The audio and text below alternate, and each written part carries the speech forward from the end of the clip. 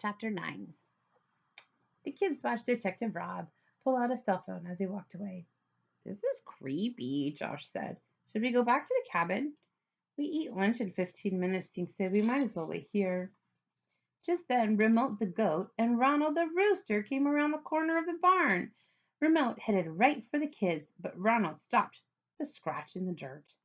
The goat rested his chin on Josh's knee.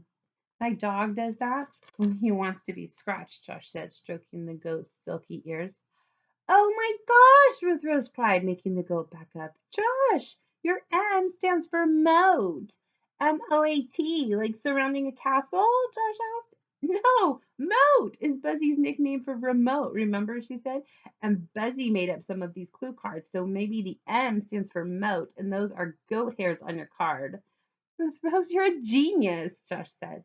He pulled out his clue card and compared the hairs on the back to the goat's hairs. They're the same, Dink said. So do you think the map piece is hidden on Moat? Josh asked. Luke said the clues would lead us to a place, Ruth Rose said. Where's Moat's place? I know, Dink said, bolting toward the barn. He showed Josh and Ruth Rose the doghouse where the goat slept. I'll bet the map piece is in there. Josh got down on his knees and peered through the opening. I hope he didn't eat it, he said, crawling inside. Josh began turning over the straw bedding. After a minute, he backed out holding a flat tin box. Ta!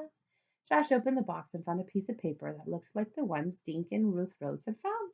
We found it, Ruth Rose said. Just in time for lunch, Josh said, grinning. The kids ran around to the picnic tables.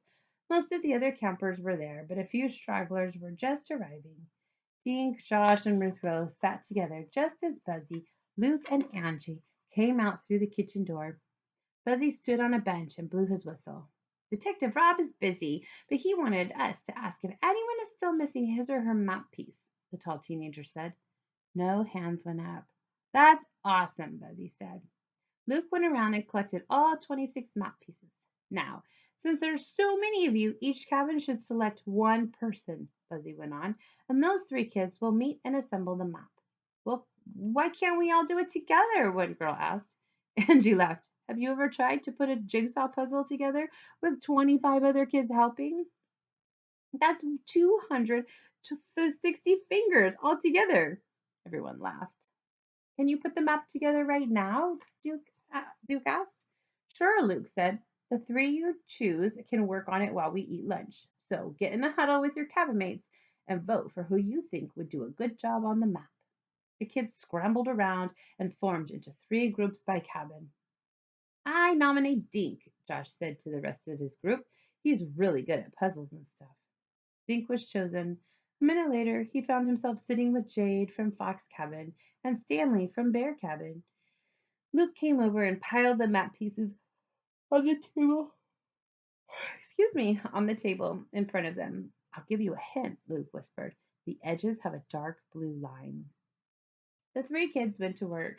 Many of the pieces had blue lines, so it took only a minute to assemble the four edges. Then they worked on the inside.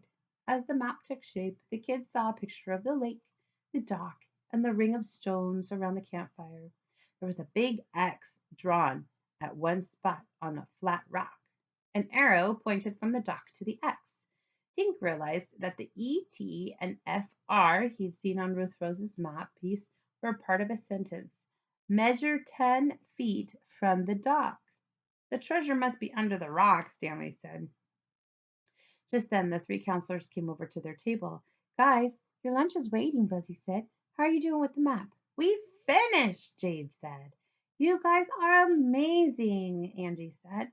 Now, go back to your tables and tell the other kids what you learned.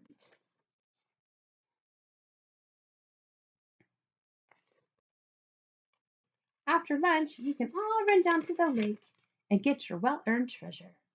Mario had heaped platters with rolls, cheese, and tomato slices, and three kinds of sandwich meat. The kids built their own sandwiches. They gulped them down with milk, then took off for the lake. The fastest runners were already moving the rock when Dink, Josh, and Ruth Rose got there. Everyone gathered around as Jade began digging in the sand under the rock. A minute later, she held up a plastic baggie. Inside was a folded sheet of paper. Jade unzipped the baggie and read the note. Congratulations, your treasure is a lobster feast tonight. Come here at 5 o'clock and wear your bathing suits. The note was signed by Angie, Buzzy, and Luke. Lobsters? Awesome, Josh said. Angie and Luke had walked up behind the grove. Good work, kids, Angie said. Now, it's time to head back to your cabins for a while. At 1:30, meet at the barn to choose an activity. Luke will take some of you canoeing if you choose that. I'll be with the kids who want archery or crafts. Where's Buzzy? Campbell asked. He's busy, Angie said. Okay, we'll see you all later. The kids started to head toward the path. Angie stopped, Dink, Josh, and Ruth Rose. They want to see you three in the lodge, she said quietly. Who does? Dink asked. The Darbys, she answered, and Detective Rob. Then she followed the rest of the kids toward the cabins.